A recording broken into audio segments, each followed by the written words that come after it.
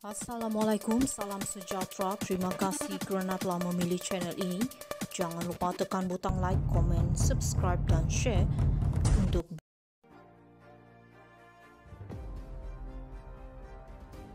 Orang Muhyiddin cuba alihkan isu biadab terhadap Yang di-Pertuan Agong kepada isu SD. Isu sebenar adalah isu Tan Sri Muhyiddin telah menyindir mantan Yang di-Pertuan Agong dalam ceramahnya di kempen pilihan raya Dun Negeri. Kata-kata Muhyiddin dapat disaksikan oleh jutaan rakyat melalui video yang viral. Ia sebuah kes 3R yang sangat clear cut.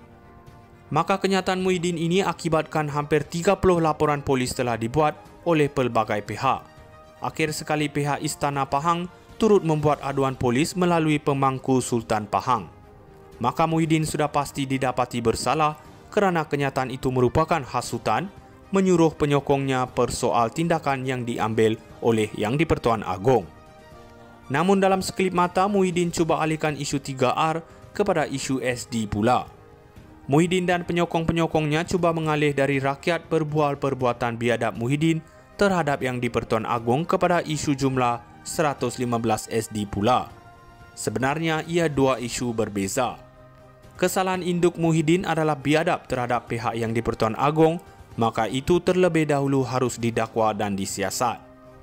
Cubaan orang Muhyiddin mengalih tumpuan dari isu kebiadaban Muhyiddin terhadap Yang di-Pertuan Agong kepada isu SD sudah pasti tidak akan berjaya. Ini kerana isu biadab yang diuruskan pihak istana dan isu SD diuruskan oleh BN dan Presiden UMNO. Sama ada isu 115 SD itu sahih atau tidak, ia tidak dikaitkan dengan isu menghina institusi Yang di-Pertuan Agong. Muhyiddin sudah sangat tertekan dan kegagalan jadi Perdana Menteri membuat kedudukan politiknya huru-hara. Ini kerana banyak penyelewengan Parti Bersatu dilakukan terang-terangan kerana Parti Bersatu dan Muhyiddin amat percaya akan terus berkuasa selepas PRU 15 lalu. Penyelewengan boleh dikambus seperti mantan Perdana Menteri Ismail Sabri lakukan. Hanya apabila kerajaan perpaduan ambil alih kuasa sahaja baru terbongkar semua penyelewengan zaman Muhyiddin termasuk yang berlaku di era Ismail Sabri. Apa yang terbaik untuk Muhyiddin lakukan adalah hadapi saja dakwaan seperti Datuk Seri Najib Razak dan Datuk Ahmad Zahid Hamidi dengan tidak cuba mewujudkan keadaan huru-hara. Orang Muhyiddin cuba alihkan isu biadab terhadap Yang di-Pertuan Agong kepada isu SD. Isu sebenar adalah isu Tan Sri Muhyiddin telah menyindir mantan Yang di-Pertuan Agong dalam ceramahnya di kempen pilihan raya Dun Negeri. Kata-kata Muhyiddin dapat disaksikan oleh jutaan rakyat melalui video yang viral. Ia sebuah kes 3R yang sangat clear cut. Maka kenyataan Muhyiddin ini akibatkan hampir 30 laporan polis telah dibuat oleh pelbagai pihak. Akhir sekali pihak Istana Pahang turut membuat aduan polis melalui pemangku Sultan Pahang. Maka Muhyiddin sudah pasti didapati bersalah kerana kenyataan itu merupakan hasutan menyuruh penyokongnya persoal tindakan yang diambil oleh Yang di-Pertuan Agong. Namun dalam sekelip mata, Muhyiddin cuba alihkan isu 3R kepada isu SD pula.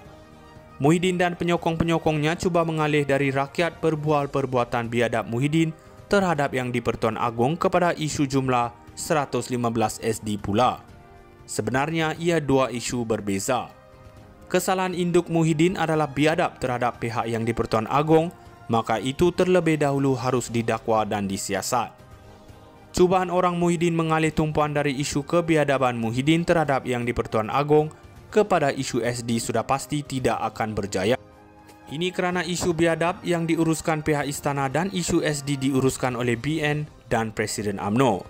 Sama ada isu 115 SD itu sahih atau tidak, ia tidak dikaitkan dengan isu menghina institusi Yang di-Pertuan Agong. Muhyiddin sudah sangat tertekan dan kegagalan jadi Perdana Menteri membuat kedudukan politiknya huru-hara. Ini kerana banyak penyelewengan Parti Bersatu dilakukan terang-terangan kerana Parti Bersatu dan Muhyiddin amat percaya akan terus berkuasa selepas PRU 15 lalu. Penyelewengan boleh dikambus seperti mantan Perdana Menteri Ismail Sabri lakukan.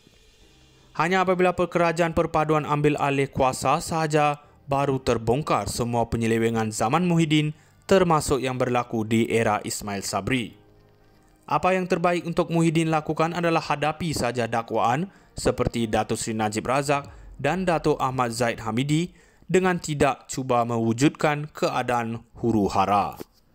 Orang Muhyiddin cuba alihkan isu biadab terhadap Yang di-Pertuan Agong kepada isu SD. Isu sebenar adalah isu Tan Sri Muhyiddin telah menyindir mantan Yang di-Pertuan Agong dalam ceramahnya di kempen pilihan raya Dun Negeri.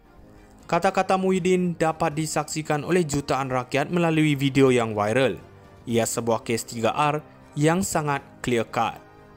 Maka kenyataan Muhyiddin ini akibatkan hampir 30 laporan polis telah dibuat oleh pelbagai pihak. Akhir sekali pihak Istana Pahang turut membuat aduan polis melalui pemangku Sultan Pahang. Maka Muhyiddin sudah pasti didapati bersalah kerana kenyataan itu merupakan hasutan menyuruh penyokongnya persoal tindakan yang diambil oleh Yang di-Pertuan Agong. Namun dalam sekelip mata, Muhyiddin cuba alihkan isu 3R kepada isu SD pula. Muhyiddin dan penyokong-penyokongnya cuba mengalih dari rakyat berbual perbuatan biadab Muhyiddin terhadap Yang di-Pertuan Agong kepada isu jumlah 115 SD pula. Sebenarnya ia dua isu berbeza. Kesalahan induk Muhyiddin adalah biadab terhadap pihak Yang di-Pertuan Agong, maka itu terlebih dahulu harus didakwa dan disiasat. Cubaan orang Muhyiddin mengalih tumpuan dari isu kebiadaban Muhyiddin terhadap Yang di-Pertuan Agong kepada isu SD sudah pasti tidak akan berjaya. Ini kerana isu biadab yang diuruskan pihak istana dan isu SD diuruskan oleh BN dan Presiden UMNO. Sama ada isu 115 SD itu sahih atau tidak, ia tidak dikaitkan dengan isu menghina institusi Yang di-Pertuan Agong. Muhyiddin sudah sangat tertekan dan kegagalan jadi Perdana Menteri membuat kedudukan politiknya huru-hara. Ini kerana banyak penyelewengan Parti Bersatu dilakukan terang-terangan kerana Parti Bersatu dan Muhyiddin amat percaya akan terus berkuasa selepas PRU 15 lalu. Penyelewengan boleh dikambus seperti mantan Perdana Menteri Ismail Sabri lakukan. Hanya apabila Kerajaan Perpaduan ambil alih kuasa sahaja baru terbongkar semua penyelewengan zaman Muhyiddin termasuk yang berlaku di era Ismail Sabri. Apa yang terbaik untuk Muhyiddin lakukan adalah hadapi saja dakwaan seperti Datuk Seri Najib Razak dan Datuk Ahmad Zahid Hamidi dengan tidak cuba mewujudkan keadaan huru-hara. Orang Muhyiddin cuba alihkan isu biadab terhadap Yang di-Pertuan Agong kepada isu SD. Isu sebenar adalah isu Tan Sri Muhyiddin telah menyindir mantan Yang di-Pertuan Agong dalam ceramahnya di kempen pilihan raya Dun Negeri. Kata-kata Muhyiddin dapat disaksikan oleh jutaan rakyat melalui video yang viral. Ia sebuah kes 3R yang sangat clear cut. Maka kenyataan Muhyiddin ini akibatkan hampir 30 laporan polis telah dibuat oleh pelbagai pihak. Akhir sekali pihak Istana Pahang turut membuat aduan polis melalui pemangku Sultan Pahang. Maka Muhyiddin sudah pasti didapati bersalah